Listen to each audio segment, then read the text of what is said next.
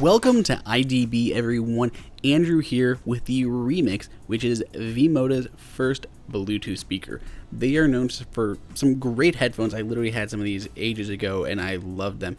But this newest Bluetooth speaker adopts some of their other cool technologies like USB-C and 3D printing.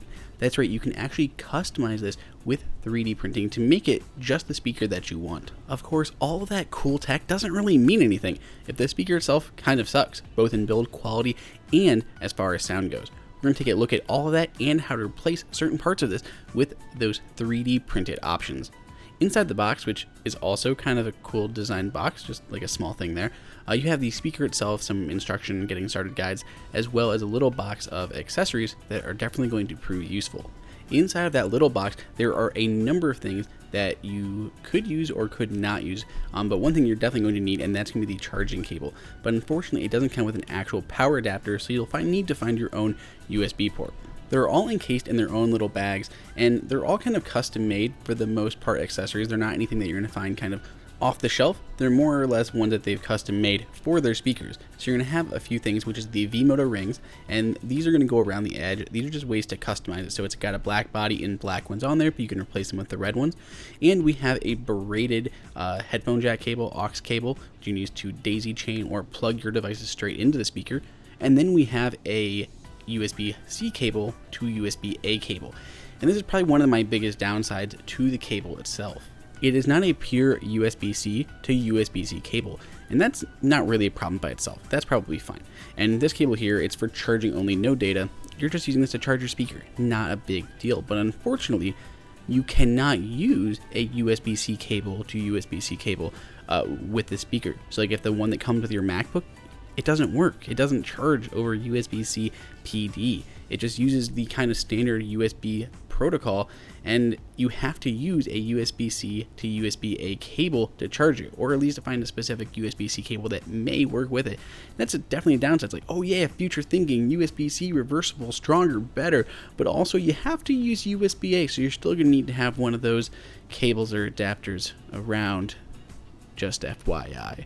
So that was a little bit of a downside to me, but it's a pretty minor point. The other minor point that I had a problem with it was the battery life. It was only 10 hours. I tested it at about 10 hours and 10 minutes, which is pretty decent. That's good, but it's not anything amazing. We've seen speakers that have 24-hour battery life, so something that just has 10 hours is only average. Like, it's not amazing.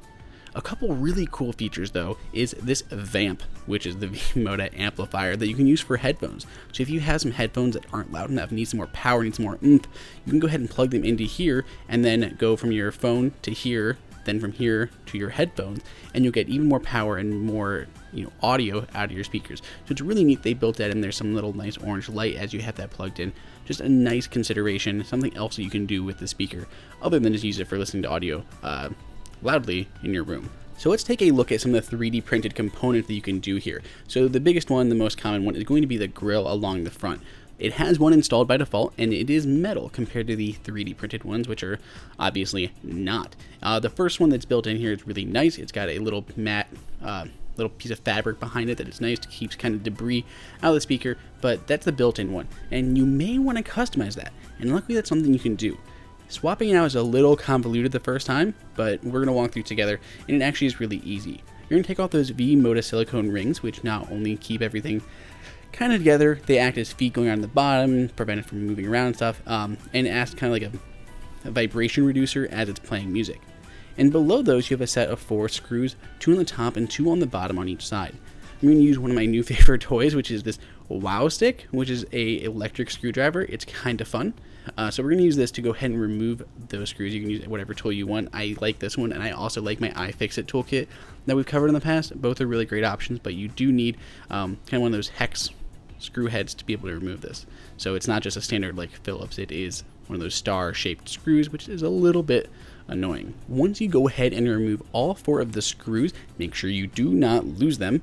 You're going to go ahead and push out the middle from the actual body. So the body on this one is aluminum. It's all metal, which is really nice. They also have a vegan leather option. So there's this metal one and then a vegan leather one. But we're going to take off that metal kind of C shape from the rest of the speaker itself. Now all we have to do is just replace the front plate. It's pretty easy to do once you have everything else apart. It just comes off the front of it.